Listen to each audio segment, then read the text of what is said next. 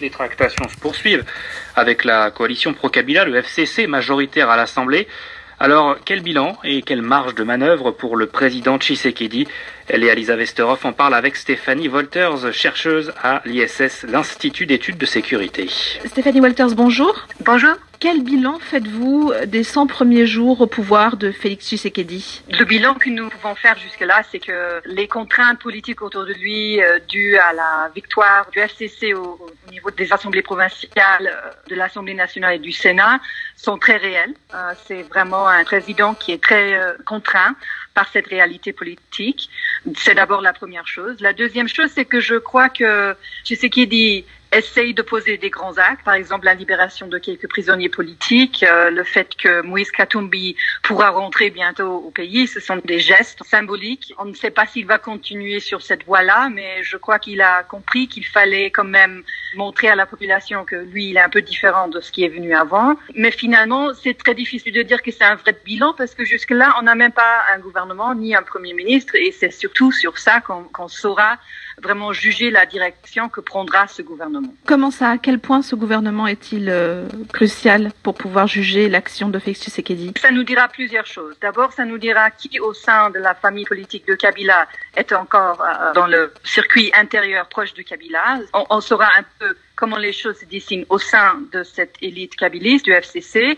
On saura aussi si Tshisekedi a pu imposer quand même sa volonté par rapport à quel ministère lui ou bien le cash ont pu avoir.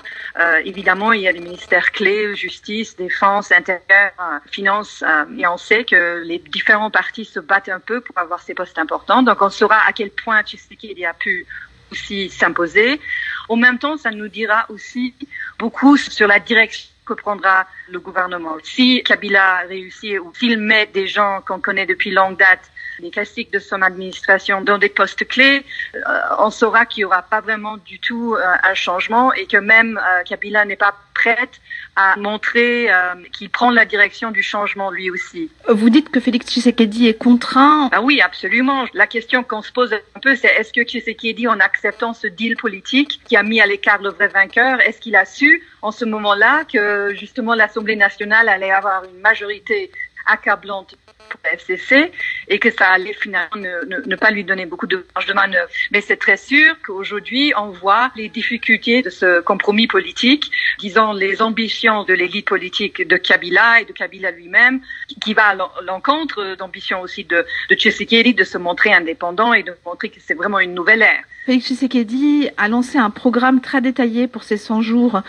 Pourquoi, selon vous? Je crois que Tshisekedi est très conscient du fait que les gens n'ont pas voté pour lui, mais en même temps, les Congolais semblent avoir accepté cette nouvelle réalité.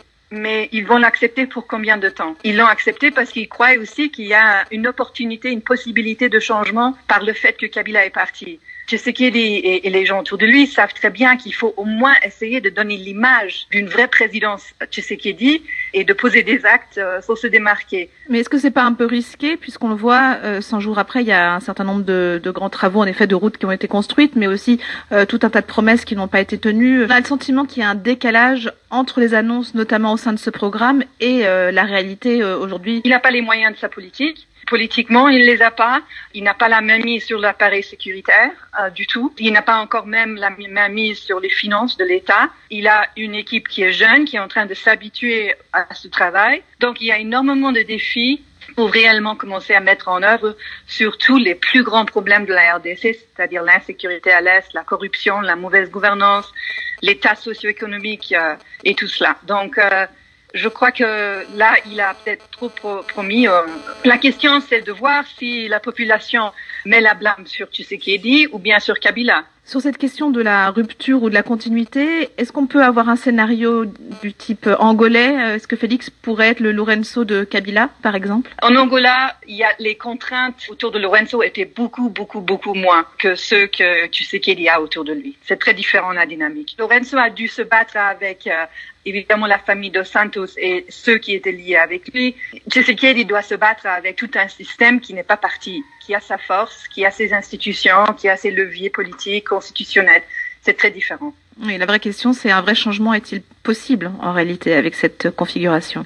Si Tshisekedi peut faire quelques avancées importantes et s'il a la volonté de prendre des vrais risques, je crois que oui, parce que le FCC ne va pas toujours rester intact. C'est impossible que cette alliance de beaucoup de partis qui existe justement parce que Kabila était au pouvoir, que cette alliance-là restera intacte. S'il commence à avoir des gens du FCC qui viennent vers lui, ça va tout doucement, lentement, peut-être changer l'espace politique en RDC. Stéphanie Walters, merci. Stéphanie Walters, chercheuse à l'Institut d'études de sécurité, invitée ce matin de Léa-Lisa Westerhoff. On revient à présent sur